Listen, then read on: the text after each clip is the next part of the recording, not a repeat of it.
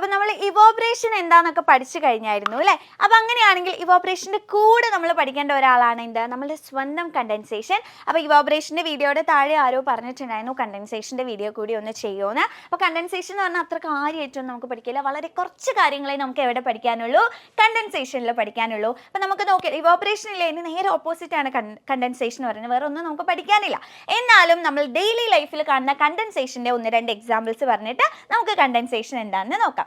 Okay, നമ്മൾ എന്ത് ചെയ്യാറുണ്ട്, നല്ല ചൂടൊക്കെ ഉള്ള സമയം, ചൂടുള്ള സമയമാണെങ്കിലും ചില തണുപ്പ് കാലമാണെങ്കിലും എപ്പോഴാണെങ്കിലും അല്ലേ, നമ്മൾ എന്ത് ചെയ്യാറുണ്ട്, ഫ്രിഡ്ജിൽ നിന്ന് വെള്ളമൊക്കെ എടുത്ത് കുടിക്കാറുണ്ട് അല്ലേ? അപ്പോൾ നമ്മൾ ഫ്രിഡ്ജിൽ നിന്ന് വെള്ളമൊക്കെ എടുത്ത് ഒരു ഗ്ലാസ്സിലേക്ക് ഇങ്ങനെ ഒഴിച്ചൊക്കെ ഇങ്ങനെ വെക്കുകയാണെങ്കിൽ, നമ്മൾ ഫുഡൊക്കെ കഴിക്കുന്ന അവിടെ ടേബിളിൽ ഇങ്ങനെ വെക്കുകയാണെങ്കിൽ നിങ്ങൾ കണ്ടിട്ടുണ്ടാവും എന്ത്, അതെ ആ ഗ്ലാസിൻ്റെ പുറത്ത് കുറച്ച് എന്തുണ്ടാവും, ഇതേപോലെയുള്ള വെള്ളത്തുള്ളികളെ നിങ്ങൾ കണ്ടിട്ടുണ്ടോ?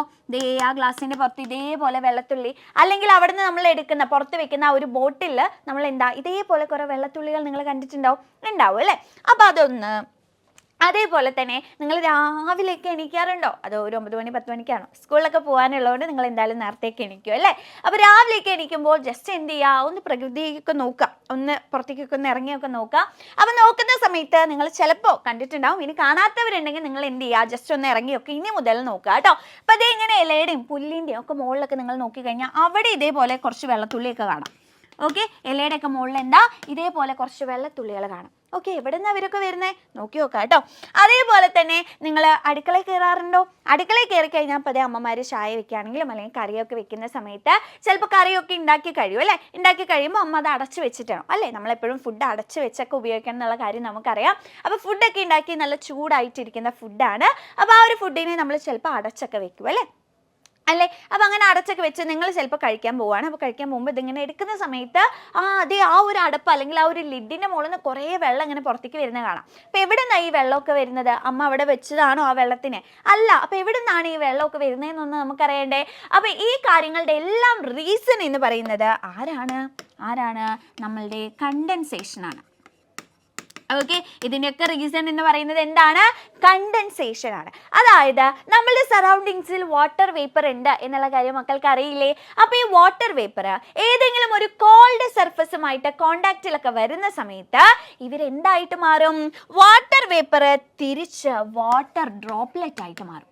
വാട്ടർ വേപ്പർ എന്തായിട്ട് മാറുന്നു? വാട്ടർ ഡ്രോപ്ലെറ്റ് ആയിട്ട് മാറുന്നു. ഓക്കെ, അപ്പോൾ അത് ഏതൊക്കെ സ്റ്റേറ്റുകളെയാണ് ഇത് ഇൻഡിക്കേറ്റ് ചെയ്യുന്നത്? വാട്ടർ വേപ്പർ എന്ന് പറയുന്നത് ഗേഷ്യസ് സ്റ്റേറ്റിനെയാണ് ഇൻഡിക്കേറ്റ് ചെയ്യുന്നത്. വാട്ടർ ഡ്രോപ്ലെറ്റ് എന്ന് പറയുന്നത് എന്തിനെയാണ് ഇൻഡിക്കേറ്റ് ചെയ്യുന്നത്? ലിക്വിഡ് സ്റ്റേറ്റിനെയാണ് ഇൻഡിക്കേറ്റ് ചെയ്യുന്നത്. അപ്പോൾ ഇവിടെ എന്താ സംഭവിച്ചത്? വേപ്പർ സ്റ്റേറ്റ്, അതായത് ഗേഷ്യസ് സ്റ്റേറ്റിലുള്ള ഒരാൾ ലിക്വിഡ് സ്റ്റേറ്റിലേക്ക് കൺവേർട്ട് ചെയ്തു അല്ലേ? അപ്പോൾ ഇങ്ങനെ ഗേഷ്യസ് സ്റ്റേറ്റിലുള്ള ഒരാൾ ലിക്വിഡ് സ്റ്റേറ്റിലേക്ക് കൺവേർട്ട് ചെയ്യുന്ന ഈ പ്രോസസ്സിനെ പറയുന്ന പേരാണ് മക്കളെ എന്ത്? കണ്ടൻസേഷൻ. അപ്പോൾ എന്താണ് ഇവോപ്പറേഷൻ എന്നുള്ള കാര്യം ഓർമ്മയുണ്ടോ? അപ്പോൾ ഞാൻ ജസ്റ്റ് ഇവോപ്പറേഷനും കണ്ടൻസേഷനും എന്താണെന്ന് എഴുതി തരാം, മാറിപ്പോകരുത് കേട്ടോ. ഇവോപ്പറേഷൻ എന്ന് പറഞ്ഞു കഴിഞ്ഞാൽ ഇവോപ്പറേഷൻ എന്ന് പറഞ്ഞാൽ അതിൽ തന്നെ വേപ്പർ ആയിട്ട് മാറുന്നു എന്ന അതിൽ തന്നെ ഉണ്ട് അല്ലേ? വാട്ടർ വേപ്പർ ആകുന്നു. വാട്ടർ വേപ്പർ ആകുന്ന പ്രോസസ്സിനെ നമ്മൾ ഇവോപ്പറേഷൻ എന്ന് പറയുന്നു. അതായത് വാട്ടർ എന്ന് പറയുന്നത് ലിക്വിഡ് സ്റ്റേറ്റിലാണ്, വാട്ടർ വേപ്പർ എന്ന് പറയുന്നത് ഗേഷ്യസ് സ്റ്റേറ്റിലാണ്. അപ്പം ഇതാണ് ഇവോപ്പറേഷൻ എന്ന് പറഞ്ഞു കഴിഞ്ഞാൽ. അടുത്തത് ഇപ്പം നമ്മൾ പഠിച്ച കണ്ടൻസേഷൻ. അപ്പം ഇതിൻ്റെ നേരെ ഓപ്പോസിറ്റാ. ഏതെങ്കിലും ഒരാളെ പഠിച്ചു കഴിഞ്ഞാൽ നിങ്ങൾക്ക് രണ്ടും എഴുതാനായിട്ട് കിട്ടും. അപ്പം എന്താണ് കണ്ടൻസേഷൻ? ഇതിൻ്റെ നേരെ ഓപ്പോസിറ്റ് അല്ലേ?